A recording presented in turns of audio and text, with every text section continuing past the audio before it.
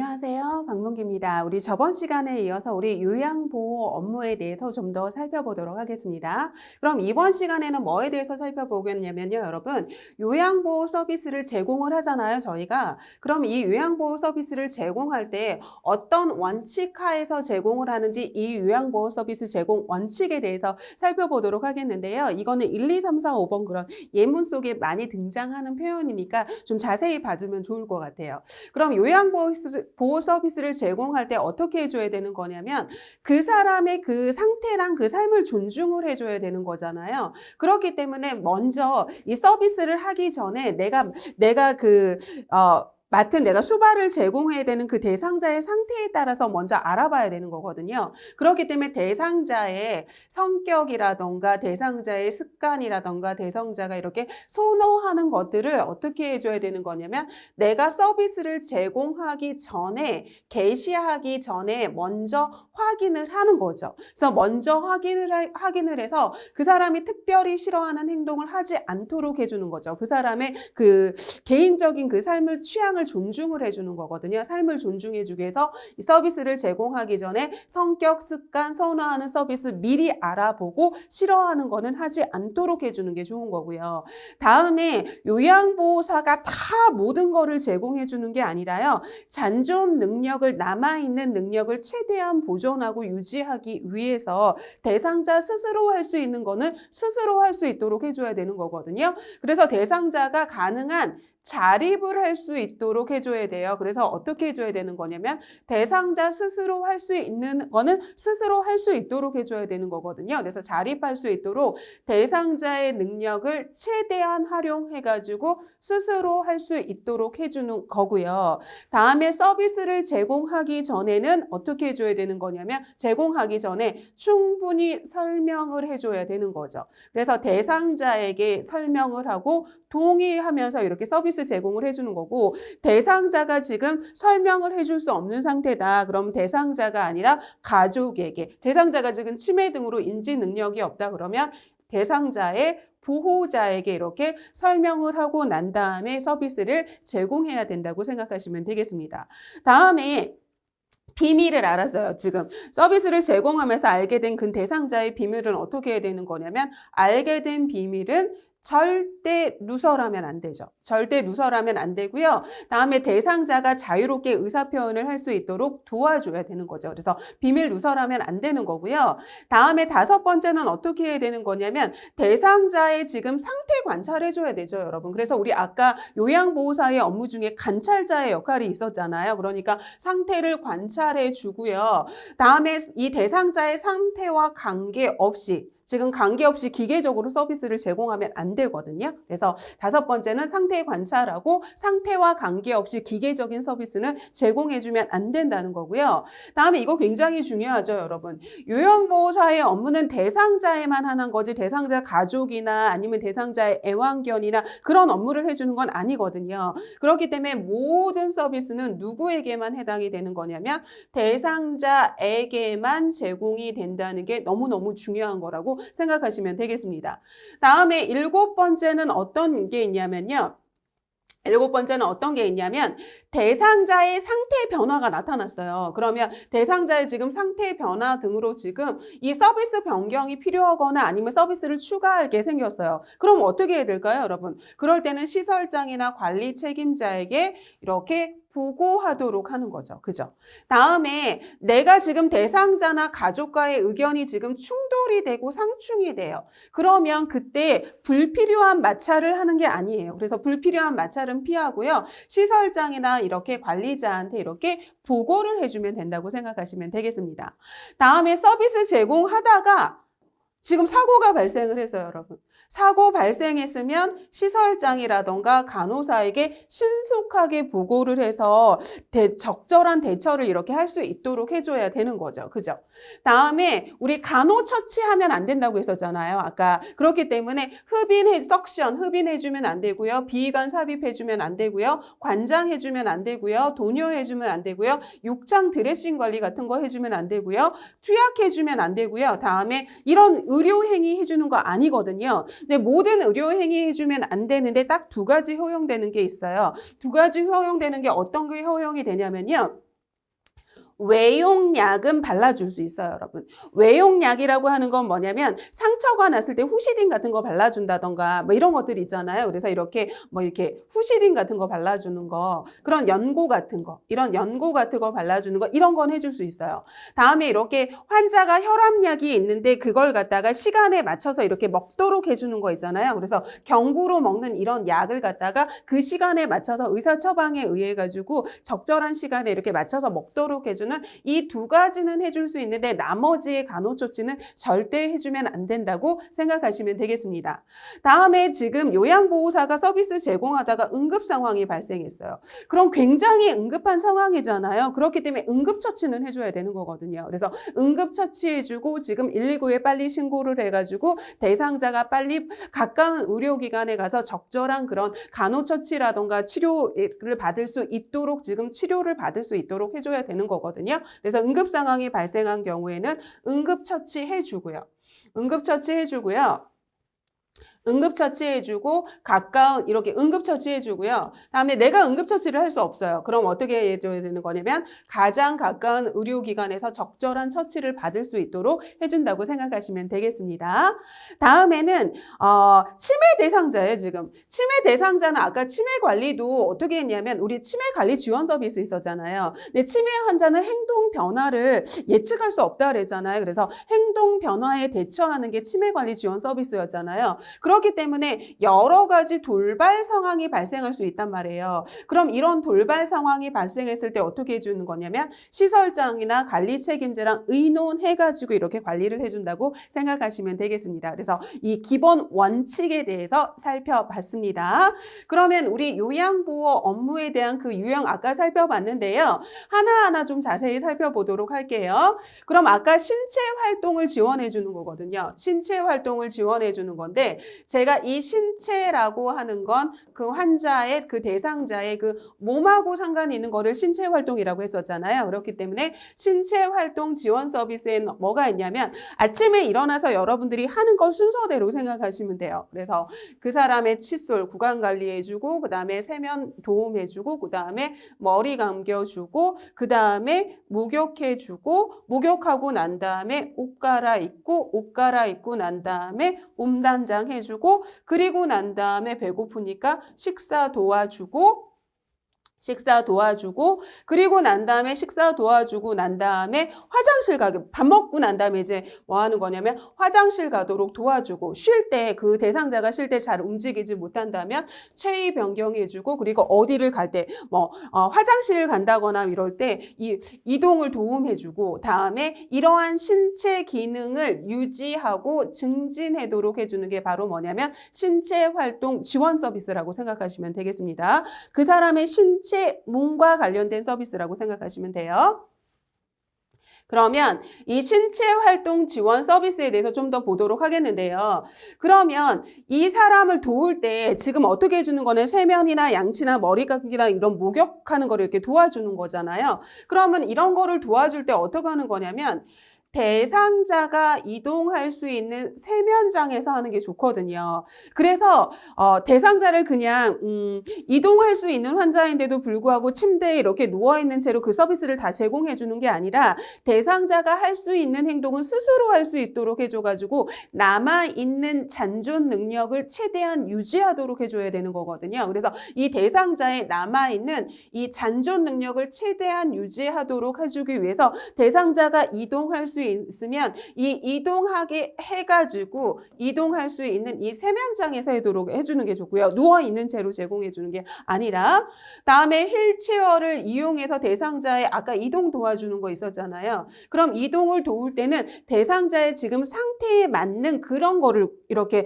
맞는 그런 이동 도움 기구를 갖다가 선택을 해야겠죠. 그래서 이 신체 크기라던가 질환 상태 같은 거 고려해가지고 휠체어를 갖다가 선택한다고 생각하시면 되겠습니다. 그래서 우리 신체 활동 지원 서비스에 대해서 자세히 살펴봤습니다.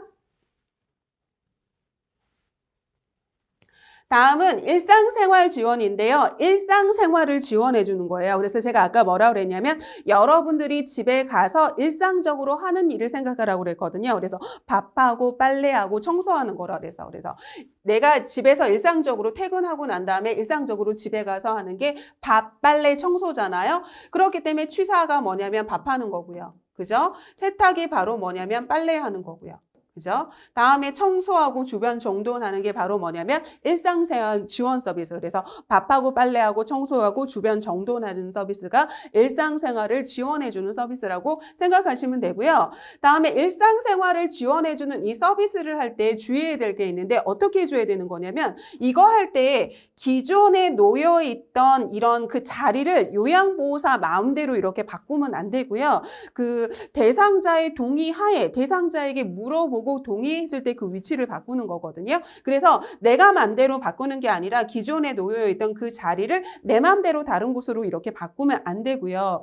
다음에 부득이하게 물건을 옮겨야 한다 그러면 동의 먼저 구하고 해줘야 되는 거죠. 그죠? 그리고 동의를 구하지 않으면 이 물건이 사라졌다고 없어졌다고 여기기 때문에 내 맘대로 위치 바꾸는 거 아니고 내 맘대로 하는 게 아니라 동의를 구하고 하는 게 이거의 주의점이라고 생각하시면 되겠습니다.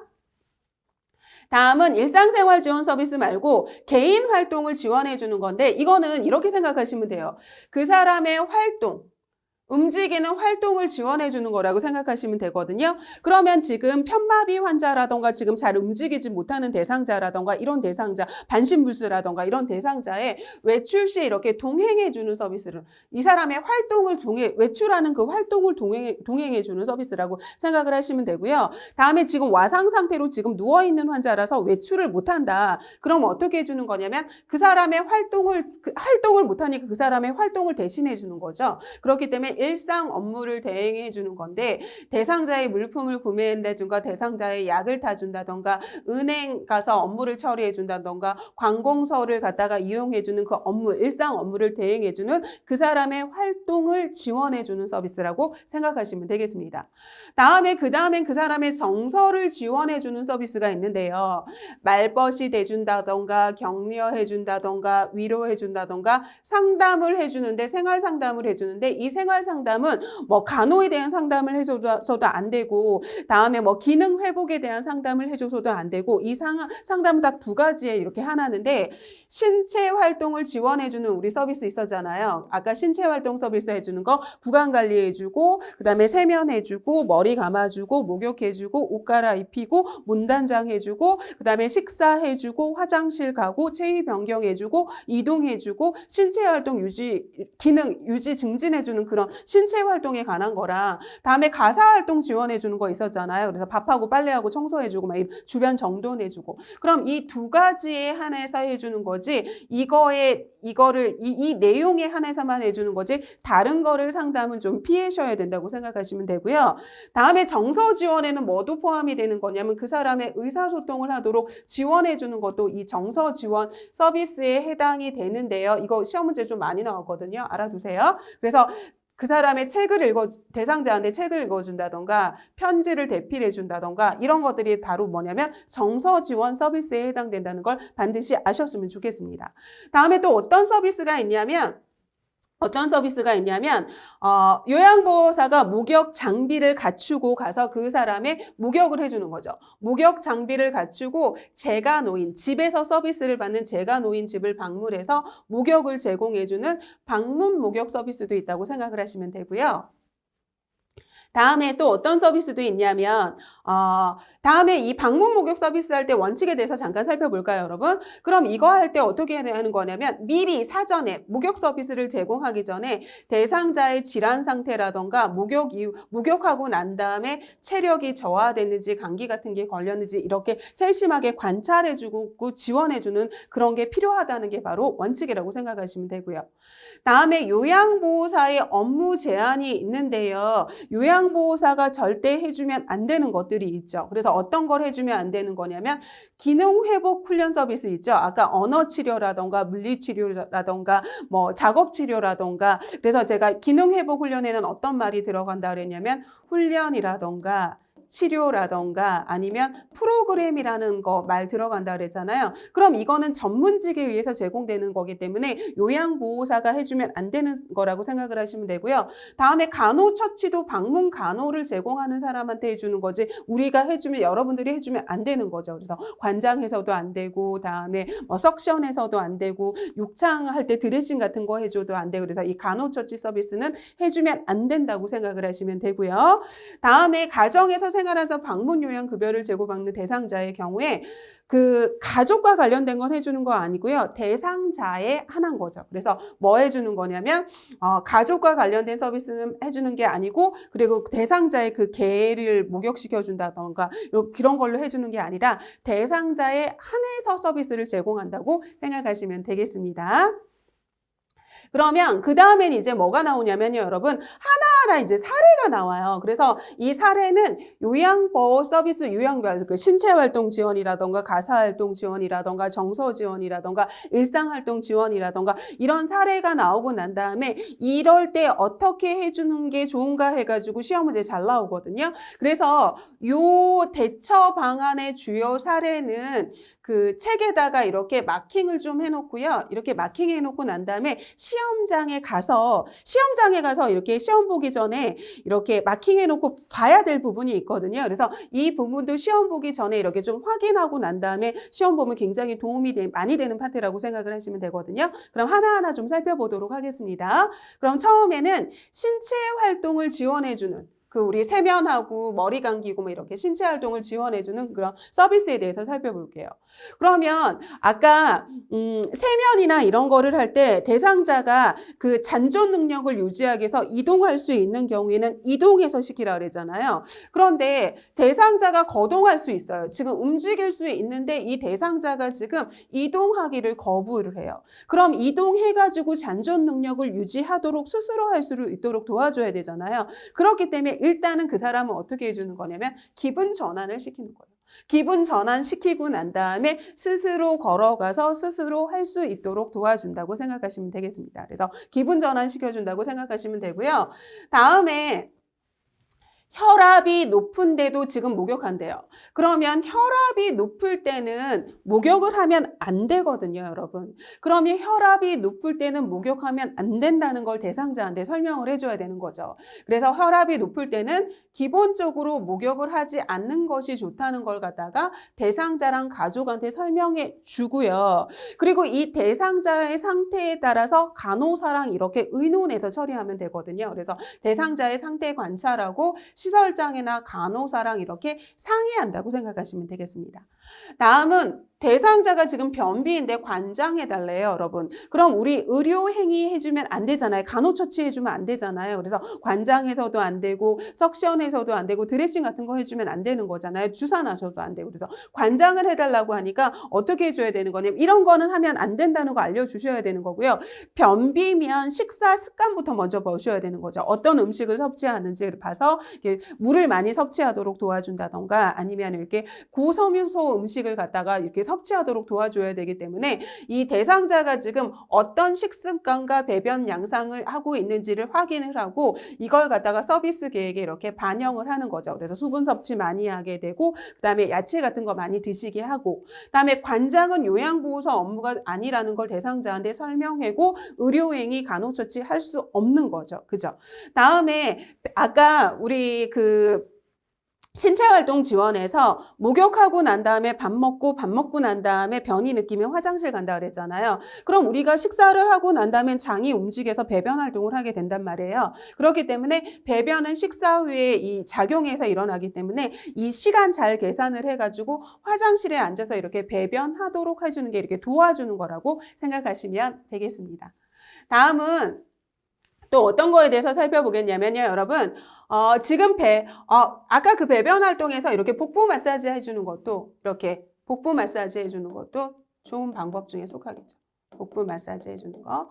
다음에 외출할 때 교통신호를 지켜야 되는데, 이거를 지키지 않으려고요. 지금 교통신호 어기려고 해요. 그러면 기다리세요, 위험해요 하고 건너지 않도록 해줘야 되는 거고요. 그리고 반드시 신호를 지켜야 된다고 이렇게 설명을 해줘야 한다고 생각하시면 되고요. 이게 지금 우리 뭐였냐면 신체 활동을 지원해주는 서비스였잖아요. 그러면 신체 활동 지원해주는 서비스 말고 밥하고 빨래하고 청소해주는 일상생활을 지원해주는 서비스에 대해서 볼게요. 일상생활 지원. 그러면 요양보호 업무는 대상자에 한해서 제공해주는 거지 대상자의 가족이라던가 대상자의 애완견에게 제공해주는 서비스가 아니잖아요. 그런데 지금 손주의 간식 만들어준대 달라고 이렇게 요구하고 있어요.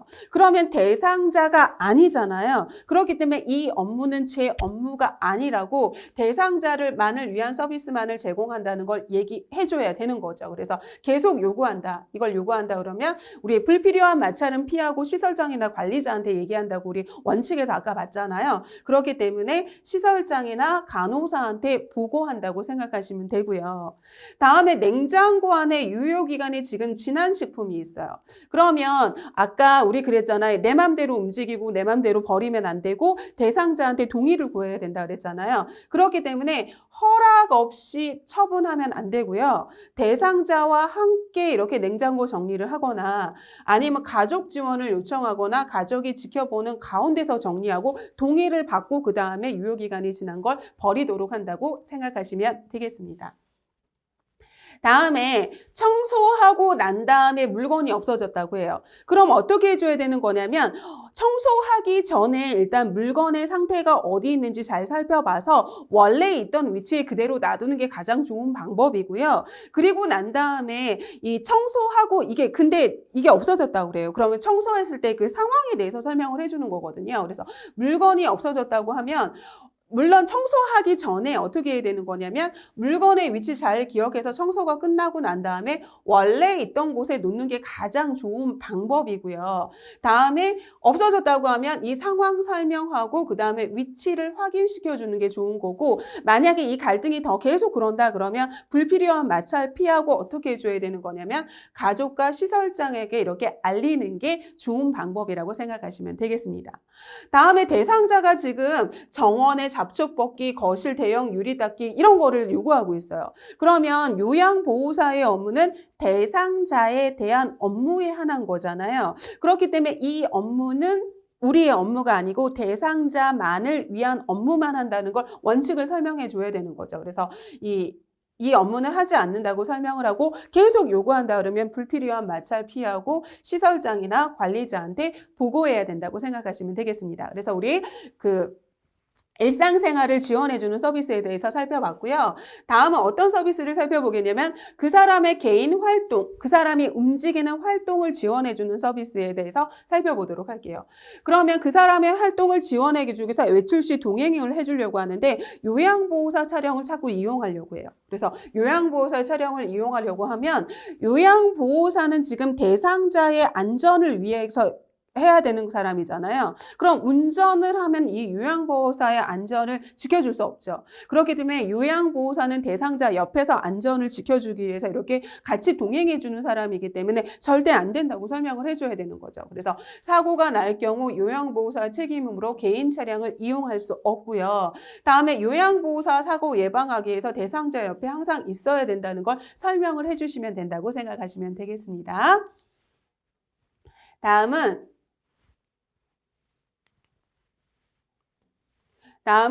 고액과 관련된 지금 은행 업무를 시켜서 지금 부담이 된대요. 지금 고액과 관련된 은행 업무를 시킨대요.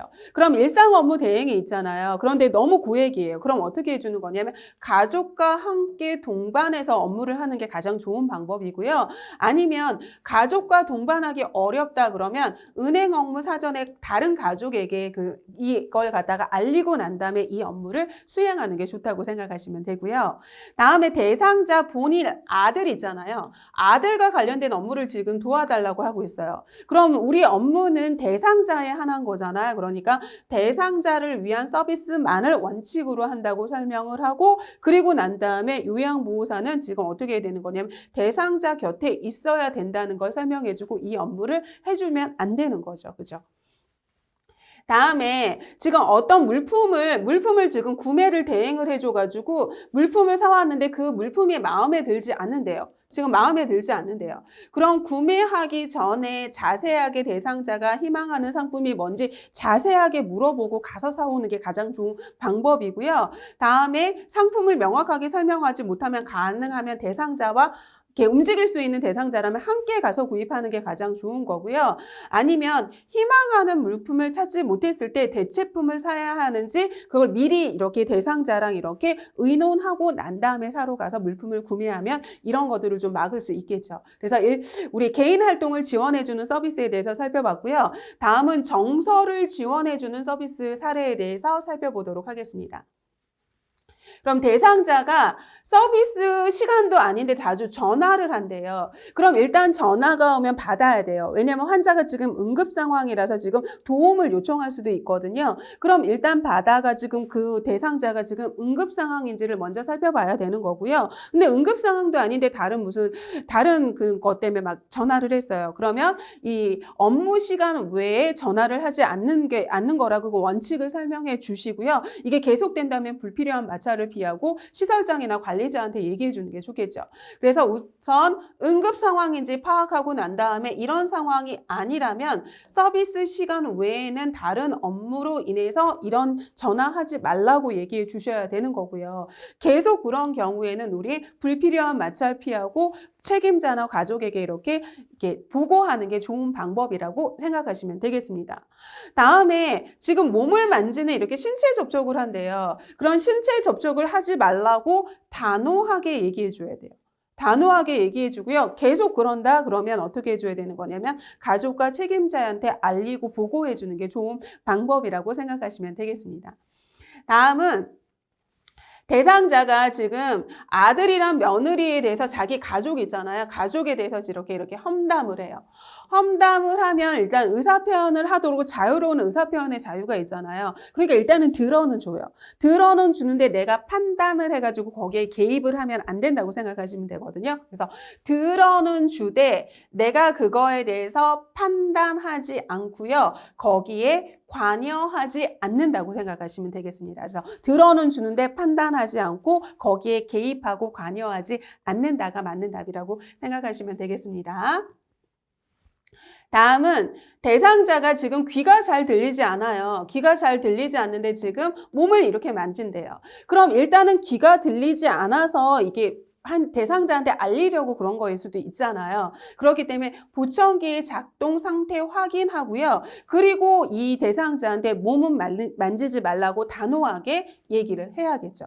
다음에 방문 목욕 서비스예요, 여러분. 그럼 목욕 서비스를 방문했는데 지금 목욕하려고 지금 왔는데 지금 다른 업무를 부탁해요. 집 청소 부탁해요. 그럼 이 업무를 하러 온 게 아니잖아요. 그렇기 때문에 이 급여 내용이 없는 서비스는 제공할 수 없다고 정중히 거절을 해야 되는 거고요. 이걸 계속 요구하면 우리 관리 책임자한테 이렇게 보고를 해주는 게 좋은 방법이라고 생각하시면 되고요.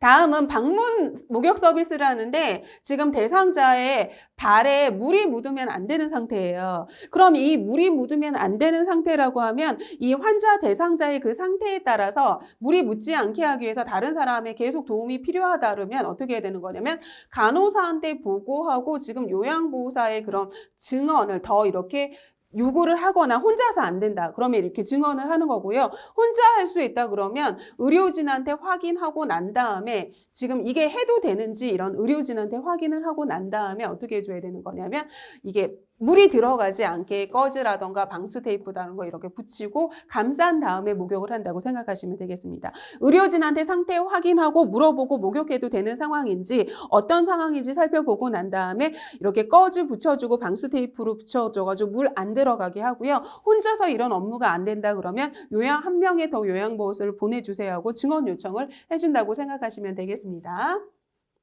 그러면 우리 요양보호 관련 제도 및 서비스에 대한 그 문제풀이 파트 이렇게 보도록 하겠습니다, 여러분. 그럼 1번부터 살펴보도록 할게요. 1번. 그러면 사회복지의 목적에 해당되지 않는 것에 대해서 물어보고 있어요. 그럼 우리 한번 다시 살펴볼까요, 여러분? 우리 사회복지라고 하는 건 사회보장이라고 봐도 되는 거거든요. 그럼 이 사회보장이라고 하는 건 뭐였냐면요, 여러분. 우리 사회보험도 있었고요. 그죠? 사회보험도 있었고요. 다음에 뭐가 있었냐면 공적부조도 있었고요. 그죠? 다음에 사회서비스도 있었거든요. 사회서비스도 있었는데 제가 요거 두 가지가 되게 중요하다 그랬잖아요. 그죠? 그럼 사회보험이라고 하는 건 뭐였냐면 소득, 능력이 있는 사람한테 제공해주는 서비스고, 다음에 공적 부조라고 하는 건 뭐냐면 소득, 능력이 없는 사람한테 제공해주는 서비스인데 어떤 거를 제공해주는 거냐면 둘 다 소득 능력이 있는 사람과 소득 능력이 없는 사람한테 어떤 거를 제공해주는 거냐면 그 사람의 소득을 보장해주고 그 사람의 의료를 보장해줘서 그 사람의 삶의 질을 유지하도록 해주는 걸 갖다가 사회복지, 사회보장이라고 하는 거거든요. 그럼 그 사람의 소득을 보장해주고 그 사람의 의료를 보장해주면서 인간다운 생활을 보장해주는 거고요. 다음에 소득 능력이 없는 사람한테도 제공을 해주는 거잖아요. 그렇기 때문에 사회적인 평등이고요. 다음에 이 사람의 자립을 증진시켜주도록 해주기 위한 거거든요. 그래서 최고 생활을 보장해주는 게 아니라 최저 수준을 보장해주는 거잖아요. 그러니까 자립적 증진해주는 거고 소득 능력이 있는 사람한테도 해주지만 소득 능력이 없는 기초생활수급자나 우리 급여 제공자한테도 해주잖아요. 그러니까 사회 통합이 들어가는 거죠. 그런데 이게 사회보장은 인간의 삶의 질을 향상시키기 위해서 해주는 거지 그 사람의 인간에게 부를 축적해주기 위해서 해주는 건 아니니까 답은 2번이 아니라고 생각하시면 되겠습니다. 다음에 이제 2번 살펴보도록 할게요, 여러분. 2번 살펴보도록 하겠습니다. 노인 요양시설에서 적응하도록 돕는 방법에 해당되지 않는 걸 물어보고 있어요. 않는 거. 그럼 새로운 장소, 설비, 기구 등을 미리 설명을 하면 좀 안심하고 적용할 수 있겠죠. 다음에 2번에 보시면 프로그램에 참여하여 자기 표현의 기회로 삼도록 해서 이런 프로그램에 참여할 수 있도록 도와주는 거고요. 다음에 식사라던가 목욕이라던가 이런 의료 서비스 등을 안심하고 이용할 수 있도록 미리 설명해 주는 거 좋은 거고요. 다음에 대상자는 요양보호사의 도움을 받아야 된다고 하는데요. 저희 아까 이론 시간에 어떻게 했냐면 잔존 능력을 최대한 유지하기 위해서 대상자가 스스로 할 수 있는 것은 스스로 할 수 있도록 도와주는 거, 자립할 수 있도록 도와주는 게 좋은 방법이라고 했거든요. 그렇기 때문에 대상자는 요양보호사의 도움을 받아야 된다가 아니라 자립할 수 있는 거는 자립하고 스스로 할 수 있도록 도와주는 게 좋은 거거든요. 그러니까 아닌 건 몇 번이냐면 4번이라고 보시면 되겠습니다. 다음은 3번 볼게요, 여러분. 3번 보시면 사회복지 분야 중에서 생활 유지 능력이 없대요. 그리고 생활이 어려운 국민의 최저 생활을 보장하고 자립을 지원해 주는 걸 물어보고 있어요. 그러면 이게 뭐였냐면요, 여러분. 우리 사회보장이 두 가지가 있었잖아요. 뭐가 있었냐면 사회보험이 있었고 그 다음에 뭐가 있었냐면 공적부조 두 가지가 있었죠. 이 두 가지가 중요하다 그랬잖아요. 그런데 사회보험이라고 하는 건 제가 뭐라고 했냐면 아까 소득, 능력이 있는 사람한테 해주는 거고 공적부조라고 하는 건 뭐냐면 소득, 능력이 없는 사람한테 해주는 거죠. 이 소득 능력이 없는 사람한테 해주는 거기 때문에 뭐로 해주는 거냐면 나라 세금으로 해주는 거거든요. 나라 세금, 나라 조세로 해주는 거란 말이에요. 그럼 나라 세금 조세로 해주는데 그 사람의 최고 생활을 이렇게 보장해주는 게 아니잖아요. 그렇기 때문에 뭐를 보장해주는 거냐면 그 사람의 최저 생활을 보장을 해주는데 나라 세금 조세로 해주는 거죠. 이걸 갖다 우리 뭐라고 하는 거냐면 공적 부조라고 얘기를 하는 거죠. 그래서 답은 몇 번으로 보시면 되냐면 공적 부조라고 보시면 되겠습니다. 다음에 사회보험이잖아요, 여러분. 지금 이게 사회보험이죠. 그러면 이게 사회보험인데 사회보험이잖아요. 그럼 사회보험은 소득 능력이 있는 사람한테 해주는 거죠. 근데 소득 능력이 있는 사람한테 우리 두 가지 보장해준다 그랬잖아요. 뭐 보장해주는 거냐면 소득을 보장해주고 뭐를 보장해주는 거냐면 의료를 보장해주는 거죠. 그러면 소득을 보장해주는 방법으로 뭐가 있냐면 국민연금보험 있는 거죠. 그죠? 다음에 우리 두 번째 뭐였냐면 고용보험 있는 거죠. 그죠? 고용보험 해가지고 우리 실직수당 받는 게 바로 소득 보장해 주는 거잖아요. 다음에 의료를 보장해 주는 걸로 우리 뭐 있냐면 뭐 있어요, 여러분? 국민건강보험 있죠. 다음에 두 번째 뭐 있어요? 노인 장기 요양보험 있죠. 다음에 요 두 가지를 다 보장해 주는 게 뭐냐면 산재잖아요. 산재 재해보상보험은 그 사람의 기본 소득도 보장해 주고 의료도 보장해 주는 방법이라서 이 사회보험에 해당되는 거였죠. 그래서 소득을 보장해 주는 국민연금, 의료를 보장해 주는 건강보험, 다음에 소득과 의료를 다 보장해 주는 산업재해보상보험, 그다음에 그 사람의 소득을 보장해 주는 고용보험이죠. 근데 생명보험은 나라에서 해 주는 게 아니라 사적으로 드는 보험이잖아요. 그런데 우리 사회보험이라는 건 누가 해주는 거냐면 국가에서 해주는 거거든요. 국민을 대상으로. 그러니까 아닌 건 몇 번이냐면 3번이라고 보시면 되겠습니다. 5번. 다음 중 유엔에서 정한 고령 인구 비율에 대한 설명으로 옳은 걸 물어보고 있어요. 옳은 걸 물어보고 있거든요. 그럼 여기서 여러분들이 어떻게 생각하시면 되냐면 우리 65세 이상의 노인 인구를 대상으로 보는 거잖아요. 그죠? 그러면 이게 세 가지가 있죠, 여러분. 고령화 되어 가는 거죠. 고령화 되어가는 고령화 사회가 있는 거고 이미 고령 사회가 있는 거고요. 그 다음에 더 지나치게 돼서 무슨 사회가 있는 거냐면 초고령 사회가 있는 거죠. 그러면 65세 이상 인구가 7% 이상이다 그러면 고령화 되어가는 거고 다음에 14% 이상이다 그러면 이미 고령 사회인 거고요. 다음에 20% 이상이다 그러면 초고령 사회로 넘어간 거죠. 그러면 우리나라를 좀 기준으로 살펴보면 고령화 사회로 2000년대에 이미 접어들었고요. 다음에 2018년에 이미 고령 사회로 넘어갔고요. 다음에 2026년에 초고령 사회가 될 거라고 예상하고 있거든요. 그럼 하나하나 살펴보도록 하겠습니다. 그러면 유엔에서 정한 고령 인구 비율에 대해 설명으로 옳은 거를 물어보고 있어요. 그러면 2000년대에 이미 고령화 사회에 진입했어요. 다음에 고령 인구는 앞으로 감소될 게 아니라 지금 증가될 그런 전망이죠. 다음에 제가 요거 오타나는데요. 여러분 고령 사회가 아니라 지금 고령화 사회예요. 오타예요. 고령화 사회는 전체 인구 65세 이상 인구의 이율이 14%가 아니라 고령화 사회라고 하는 건 7% 이상인 거니까 틀렸고요. 다음에 고령 사회는 전체 60세 이상 인구가 아니라 누구 대상이냐면 65세 이상 인구를 대상으로 하고 고령 사회라고 하는 건 20%가 아니라 14% 이상인 거를 얘기를 하는 거죠. 다음에 초고령 사회는 전체 인구 중 65세 이상 인구가 20% 미만이 아니라 20% 이상인 걸 말하니까 답은 몇 번이냐면 1번이라고 보시면 되겠습니다. 그래서 고령화 되어 가는 거고 이미 고령 사회인 거고 초고령 사회로 넘어가는데 7일은 7, 7이 14, 73, 21인데 거기서 20이라고 생각하시면 되거든요. 그래서 7% 이상, 14% 이상, 20% 이상이라고 보시면 되겠습니다. 다음에 6번 볼게요, 여러분.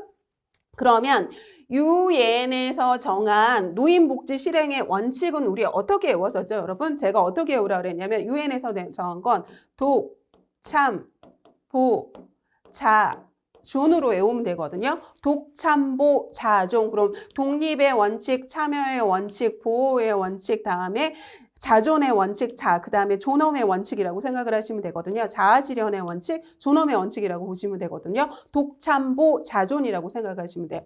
그러면 독, 참, 보, 자, 존이잖아요. 그죠? 그러니까 이거는 뭐냐면 의존의 원칙이 아니라 의존을 하는 게 아니라 독립해야 되는 거거든요. 그러니까 아닌 건 뭐냐면 2번이라고 보시면 되겠습니다. 그래서 우리 6번까지 살펴봤고요. 다음에 7번에 보시면 노인복지의 목적이에요. 목적으로 지금 옳지 않은 걸 물어보고 있어요. 그러면 노인복지는 노인의 안정된 생활을 유지하도록 하는 거고 노인의 잠재력까지 개발해서 자아실현을 하도록 도와주는 거고요. 사회 참여 를 유도해서 사회에 통합될 수 있도록 해주는 거고요. 다양한 노인 문제를 미리 예방해줘야겠죠. 하지만 노인을 방임하고 방치하면 안 되는 거잖아요. 그러니까 답은 4번이 아니죠. 방임이라고 하는 건 뭐를 얘기하는 거냐면 방치라고 생각하시면 되는 거거든요. 그러니까 아닌 답은 4번이라고 보시면 되겠습니다. 다음에 8번. 우리 등급 판정을 받았잖아요. 그죠? 등급 판정을 받았어요. 등급 판정위원회에서 1등급이에요, 2등급이에요, 3등급이에요, 4등급이에요, 5등급이에요 하는 등급 판정을 받았어요. 그럼 등급 판정을 받았으면 우리 그 대상자, 등급 판정을 받은 대상자에게 장기 요양을 갖다가 이용하세요, 이용할 수 있어요 하는 뭐를 이렇게 줘야 되는 거냐면 인정서, 장기 요양 인정서를 이렇게 줘야 되는 거고, 다음에 두 번째는 뭐냐면 이걸 어떻게 이용하세요 하고 표준 장기 이용 계획서, 이용 계획서를 갖다가 대상자에게 송달을 해야 되거든요. 이 두 가지를 송달을 해야 되는데 지금 표준 장기 이용 계획서예요, 여러분.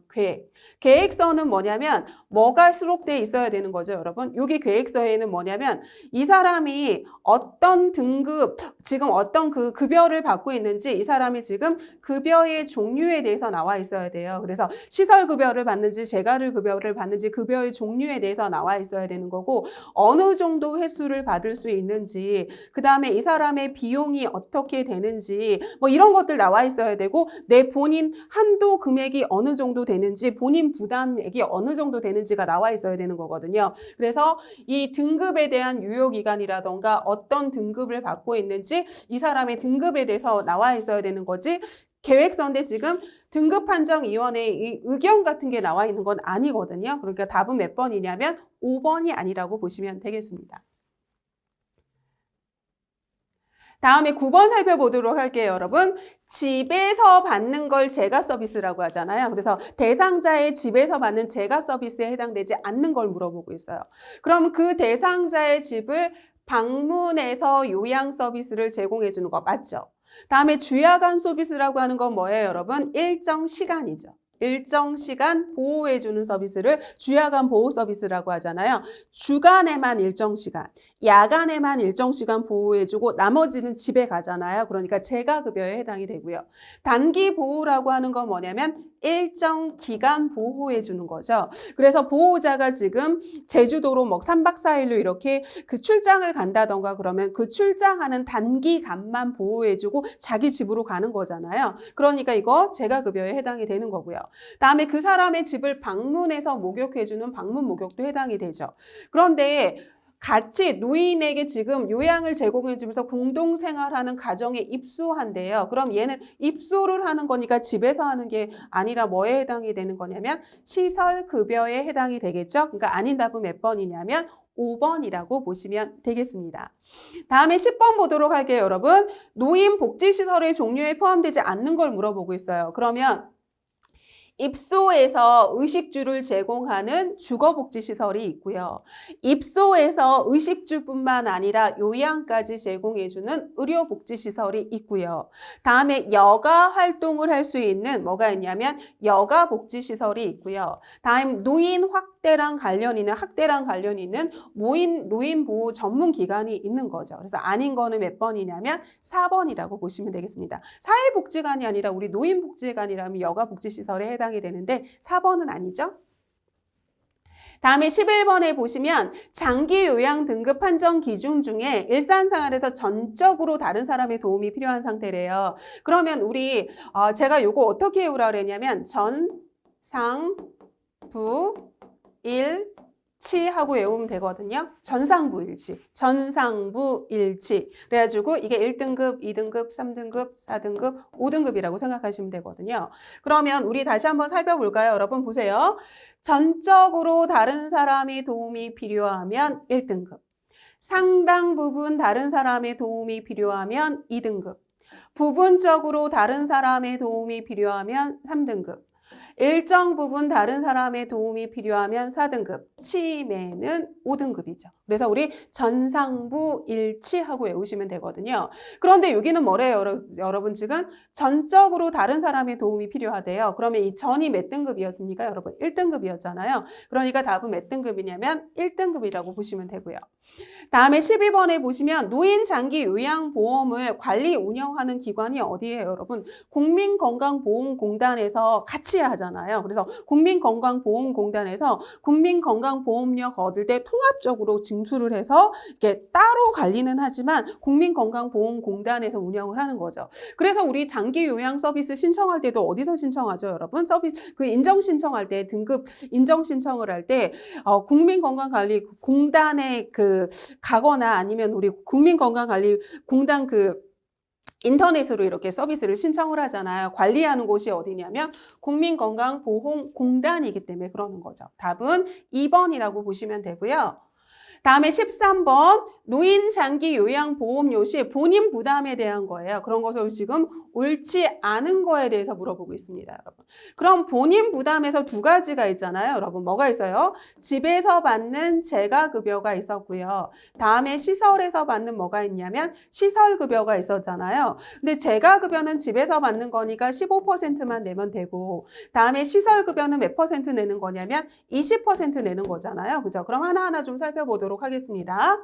그러면 국민기초생활수급자는 지금 소득 능력이 없는 사람한테는 낼 수 없잖아요. 그렇기 때문에 이 사람은 무료인 거고요. 다음에 시설급여를 이용하면 몇 퍼센트라 그랬냐면 20%라 그랬잖아요. 그러니까 여기 10%라고 했으니까 틀렸네요, 여러분. 이렇게 하는 거고요. 다음에 재가급여는 지금 몇 퍼센트냐면 지금 15% 맞죠? 다음에 4번하고 5번이 좀 어려운데요. 이거 어렵게 생각하지 마시고요. 굉장히 쉽게 좀 알려드릴게요. 여기서 볼게요, 여러분.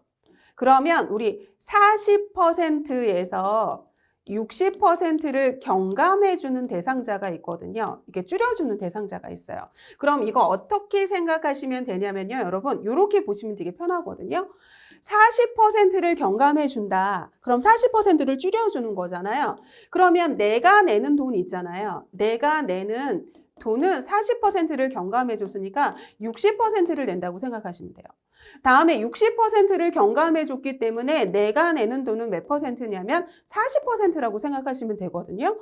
그러면 이 여기에서 어떻게 생각하시면 되는 거냐면 우리 재가급여는 몇 퍼센트 내는 거냐면 15% 내는 거고 시설급여는 몇 퍼센트 내는 거냐면 20% 내는 거잖아요. 그럼 40%를 경감하는 사람 같은 경우에는 40% 경감이라고 하는 건 60% 자기가 내는 거잖아요. 그럼 재가급여라고 하면 15 곱하기 60 하면 되는 거고요. 시설급여라고 하는 건 20 곱하기 60 하면 되는 거고요. 다음에 40% 경감, 60% 경감은 자기가 40% 내는 거잖아요. 그렇기 때문에 15 곱하기 40% 하면 되는 거고요. 40% 하면 되는 거고 여기는 20 곱하기 뭐예요, 여러분? 60% 하면 되는 거거든요. 그러면 우리 문제 풀어보도록 할게요. 문제 풀어보도록 하겠습니다.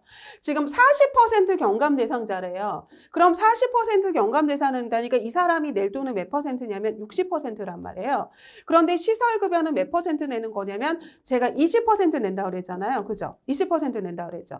그러면 이 사람은 뭐예요, 여러분? 6이 10이라서 이 사람 뭐냐면 12% 내는 거 맞죠? 그죠?